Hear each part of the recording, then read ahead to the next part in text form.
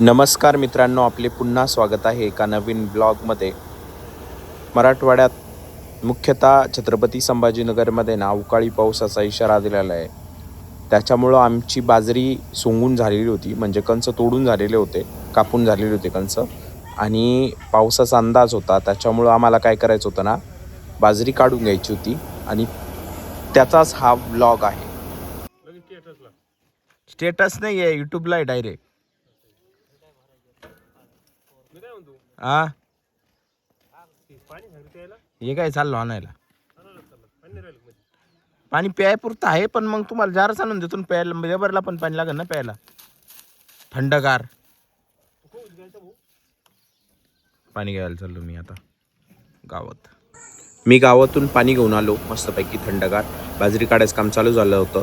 ही आहे मेन बाजरी, आणि हा दुसरा जो आउटलेट आहे तो आहे बाजरी, बारीक बाजरी, जिच्यामध्ये बाजरीची फूट होती किंवा जी बारीक बाजरी आहे ती त्याच्यातून येते. हा भुस्सा उडतोय बाजरीचा, आणि समोरून एक असती खाली पडत असते, तिच्यामध्ये थोडी घाण असती, ती परत फिल्टर आउट करावं लागते. तर आता इथं राहुल, दुर्गादास, रेता हे तिघंजणं कॅरेट भरून देत आहे. आणि वरती जो उभा आहे तो आहे नाना. आणि नाना ती बाजरीचे कंस जे आहे ते मळणी यंत्राचं जे तोंड आहे त्याच्यामध्ये टाकत होता, आणि बाकी नेक्स्ट ते प्रोसेसिंग होत होती. आणि असे करून आपल्याला बाजरी वगैरे भेटते, एका साईडला भुस्सा पडतो. तर ही अशी प्रोसेस चालू होती. यांना रक्षाही मदत करत होती, आणि असं चालू होतं साधारणतः. रोशन, केशव आणि सुरेश हे बाजरी गोणीमध्ये भरत पण होते, आणि माझा भाऊ त्याच्या मागे लगेच गोण्या टाचत होता. तर इथं रोशन आहे, आणि हे छोटे छोटे गमिले आहे, ते भरले की तो गोणीमध्ये नेऊन टाकत होता. तर अशी एकंदरीत प्रोसिजर पूर्ण पद्धतशीर चालू होती.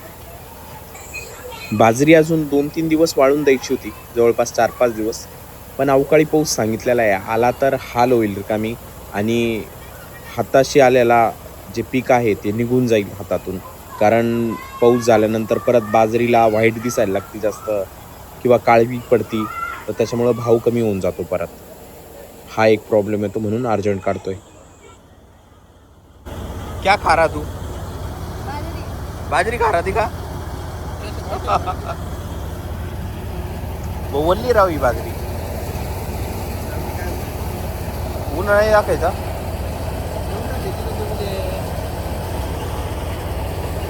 बेच के डालने की कैसा? मैं तिथं खाल्ली आता. तर मी इथं माझ्या भावाला सांगितलं की बाजरी थोडी ओली आहे, तर माझ्या भावाने ही खाऊन बघितली. तर बाजरी बऱ्यापैकी ओली जाणवत होती, हातालाही जाणवत होती, भरपूर थंड होती ती. जसं मी तुम्हाला सांगितलं बाजरी ओली होती, बाजरीचे कणस ओले होते. त्याच्यामुळे होतं काय होतं ना, मळणी यंत्राचं जे तोंड आहे तर त्याच्यामध्ये ना भरपूरशा ओल्याशा काड्या जमा होत्या.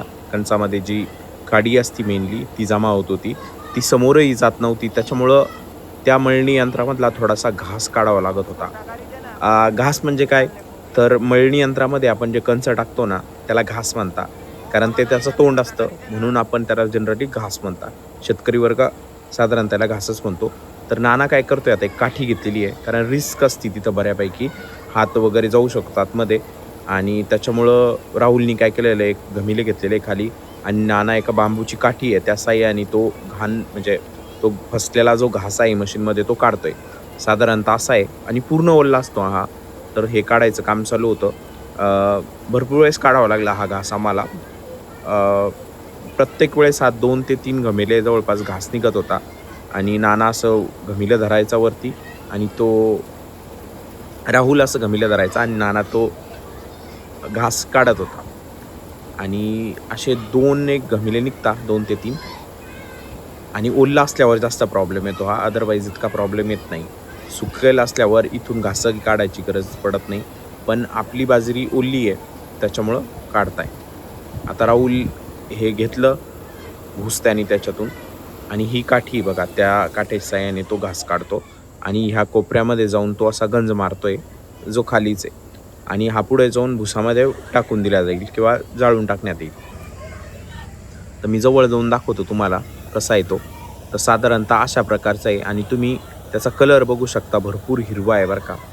तर आणि मी हातानेही सांगू शकतो, भरपूर ओलं लागत होतं हाताला ते.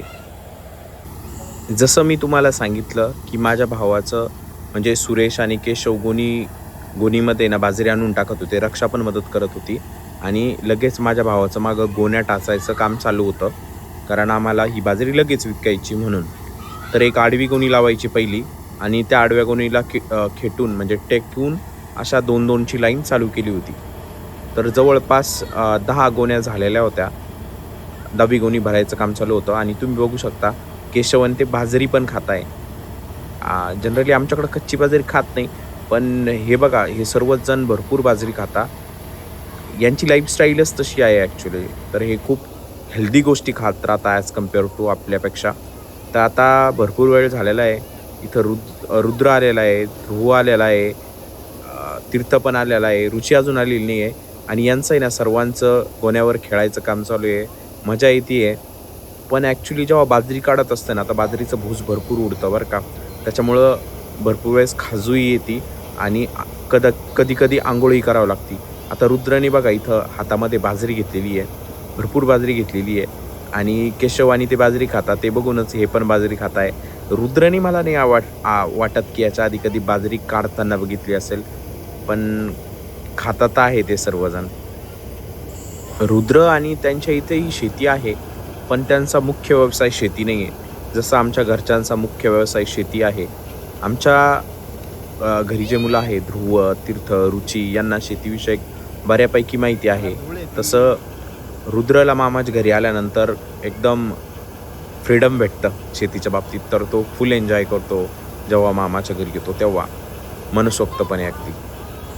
जवळपास 40% बाजरी काढून झाली होती आत्तापर्यंत आणि आता मेन बाजरी लागली होती. म्हणजे जी मोठी पोळ होती थोडी ती लागलेली होती आणि थोड्याच वेळात रुची आली तिथे. मी रुचीला मिस करत होतो भरपूर, कारण तीच नव्हती इथं, ती घराकडं होती आणि जो बाजरीचा भुस्सा आहे ना तो मेन घराकडंच जात होता. इथं काय झालं ना, तीर्थच्या दातामध्ये बाजरी फसली होती आणि त्याच्यातून रक्त निघत होतं. तर ते दाखवत होते सर्वजण की तर रुचीला आल्याच खाजू यायला लागली होती. कारण मी जसं तुम्हाला सांगितलं, बाजरीचे जे भूस असतं त्याला बंग्या म्हणतात ॲक्च्युली. तर त्याच्यामुळे ना जे बारीक बारीक धूळ भरपूर असती, तर त्या धुळीमुळे भरपूर खाजू येते, भरपूर वेळेस अंघोळही करावी लागते. तर इथं आता हे जण सर्वजण आहे ना बाजरी खाऊन दाखवत आहे. ध्रुव, रुद्र, रुची आणि केशव हे सर्वजण बाजरी खात आहे. तीर्थ तिकडं गेलेला आहे बाजरी बघायला. यांचं फुल बाजरी खायचं काम चालू या. मी कधी खाल्लेली नाही इतक्या प्रमाणात बाजरी. 1-2 दाणे घेत असतो मी, म्हणजे खात असतो. पण हे भरपूर गपनेच्या गपने बाजरी खायचं काम चालू होतं यांचं. माहीत नाही यांचं पोट दुखतं काय उद्या, पण सध्या तरी एन्जॉय करत होते. मी यांना वॉर्न केलं होतं की आता बाजरी खायची नाही, बघू आता खाता की नाही खाता. तर या व्हिडिओमध्ये ना आता माझा भाऊ गोण्या टाचतोय. एक दोरी आहे आणि एक मोठी सुई आहे. तर त्या सुईला आहे ना दामन म्हणता बरं का. तर ती दामन जी आहे तिने तो गोणी टाचतोय आणि ह्या गोण्या आहे ना सर्व एकाच मापाच्या आहे, एकाच साईजच्या आहे आणि एकाच कंपनीच्या आहे. खताच्या गोण्या आहे, तर या सर्व खताच्याच गोण्या आहे मेनली आणि त्याच्यामुळे एकच साईज आहे, इक्वली साईजच्या गोण्या आहे त्या. तर माझ्या भावाने काय केलं होतं ना, गोण्या भरताना आहे ना रोशन आणि केशव यांना आहे ना सांगितलं होतं एका गोणीमध्ये 5च घमिले टाकायचे. ज्या घमिले आहे, आता याला तुमच्याकडे काय म्हणता मला माहीत नाही, पण आम्ही तरी घमिले म्हणतो यांना. आणि रोशन आणि ते त्यांच्या भाषामध्ये, त्यांची जी भाषा आहे आदिवासी तिच्यामध्ये टगारी म्हणता बरं का त्याला. तर हे 5 टगारी टाकत होते, ते 5 घमिले टाकत होते आणि माझ्या भावाने त्यांना एकदम माप वगैरे काढून दिले होतं 5 याच्यामध्ये. आता रोशन, केशव आणि सुरेश हे का बरं इथं आहे, तर याचं कारण असं आहे की दुर्गादास हा आमच्या इथं वाट्याने शेती करतो. तर इनफॅक्ट ते त्याच्या आईवडिलांना मदत करताय, तर त्याच्यामुळं ते इथं दिसतात तुम्हाला.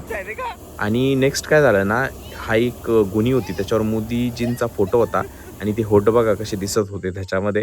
त्याच्यामुळं सुरेश आणि ते सर्वच हसत होते. सुरेश, केशव आणि रोशन हसत होते. आता इथं बऱ्यापैकी बाजरी काढायचं झालेलं होतं. शेवटची बाजरी बाकी होती. तर आता बाजरी काढून झालेली आहे. शेवटची बाजरी जी आहे थोडी घाण वगैरे दिसते तुम्हाला बाजरीमध्ये. हे सर्व एका शेवटच्या गोणीमध्ये भरून घेतलेली आहे. आणि मी तुम्हाला सुरुवातीला सांगितलं होतं 3 ठिकाणून बाजरी निघत होती. तर आता मशीन बाजूला घेतलेलं आहे आणि त्या ज्या मशीनमधून एका साईडनी बाजरी खाली पडत होती ना, ते भूस पूर्ण गोळा करत आहे आता इथं सर्व लेबर.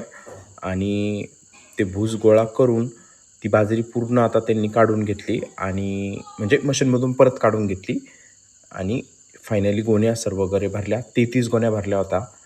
तर हा होता आजचा व्लॉग. हा व्लॉग तुम्हाला कसा वाटला हे मला कमेंट्स करून नक्की सांगा. जर आवडला असेल तर व्हिडिओला लाईक करा, चॅनलला सबस्क्राईब करा. Thanks for watching. Bye bye.